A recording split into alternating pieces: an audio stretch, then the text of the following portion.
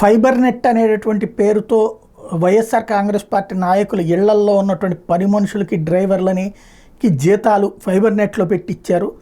అట్లాగే రామ్ గోపాల్ వర్మ సినిమా వ్యూహంకి సంబంధించి వ్యూహం 1, వ్యూహం 2కి చూసిందేమో 2000 దాటలేదు, కానీ 2 లక్షల మంది చూశారంటూ ఒక్కొక్క వ్యూవర్షిప్కి 100 రూపాయలు చొప్పున 1000 రూపాయలు చొప్పున డబ్బులు ఇచ్చుకుంటూ వచ్చారు. తద్వారా ₹1,50,00,000 దాకా డబ్బులు అదనంగా ఇచ్చారు అంటూ రామ్ గోపాల్ వర్మకి ఇప్పుడు నోటీసులు జారీ, ఆ డబ్బులు రిటర్న్ ఇవ్వమని. సాధారణంగా ఇందులో ఆర్జీవీ పేరు హైలైట్ అయింది కాబట్టి అది, కానీ నిర్మాతలకు ఇస్తారు సాధారణంగా నోటీసులు. ఎందుకంటే డబ్బులు ఇచ్చేది నిర్మాతలకు తప్పించి నిర్మాత దర్శకుడికి డబ్బులు ఇస్తారు.